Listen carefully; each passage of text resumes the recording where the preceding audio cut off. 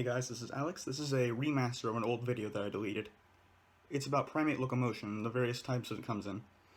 It includes various demonstrations as well, which I enjoy making. Enjoy. Primates have some of the most varied locomotion among animals.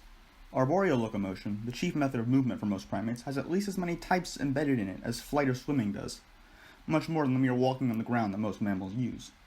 Furthermore, while most mammals have only a few gaits, usually a walk and a run, a single species of primate may use up to a dozen distinct methods of movement. I'll be here dividing the types of movements primates use into pronagrade movements, that is to say belly facing up or down, orthograde movements, that is to say the belly facing forward or backward, and movements that can be either. First, let's talk pronagrade. It is the most common type of movement, but also the least varied. The most popular method of movement among primates is called Arboreal Quadrupedalism. It is simple enough. A primate moves on all fours along the top of a branch, gripping with at least two appendages at all times. In primates like the Wakari, only the hind limbs grip, while in others such as howler monkeys, all four limbs as well as the tail can be used to grip. By grip I mean hold on tight, as opposed to merely stand on top of it. The other type of pronagrade climbing is called pronagrade suspension. It is used by great apes, mainly orangutans, and rarely by a few other species like lorises. It involves hanging under a branch while gripping with all four limbs and moving along the branch like that. Then there are the numerous terrestrial types of pronagrade movement. They include knuckle walking, fist walking, true terrestrial quadrupedalism, and quadrupedal running. Next there is the orthograde class of movement. It is rarer than pronagrade movement, but also more varied. There are three types of orthograde movement: vertical climbing, brachiation, and bipedalism. Vertical climbing uses a few different methods. On large substrates like thick trunks, the arms wrap around the substrate and the legs serve as assistant thrusters to shove the body upward as the arms pull. On narrower substrates, the hands seize the substance instead. Speaking from experience, they are both equally difficult, though a particularly stiff-hipped primate would find the narrow substrate easier to handle. Great apes in particular are great vertical climbers.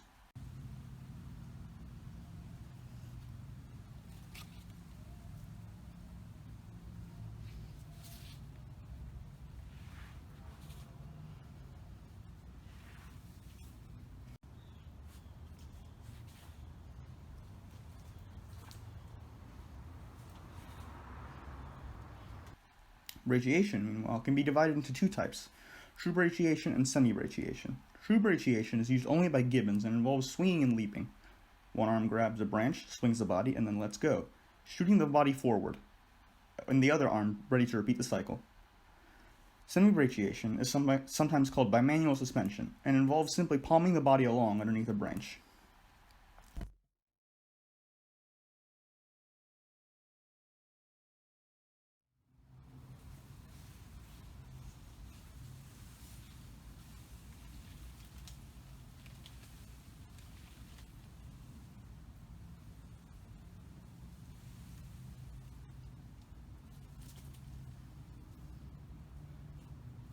Bipedalism can be either arboreal or terrestrial. Arboreal bipedalism is once again used almost exclusively by gibbons and involves walking along the top of a branch while grasping with the feet. Terrestrial bipedalism is the preferred motion of humans, which you are no doubt familiar with.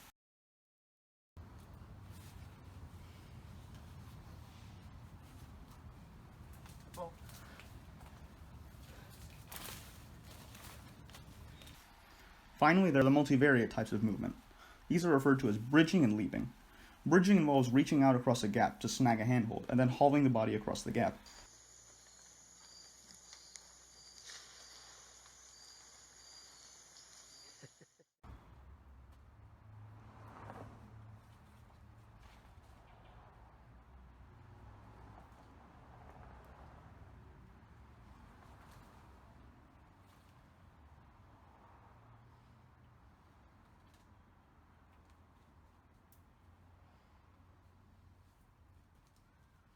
Leaping is exactly what it sounds like. The primate jumps across a gap in the canopy and lands on the other side, grabbing hold so it doesn't fall.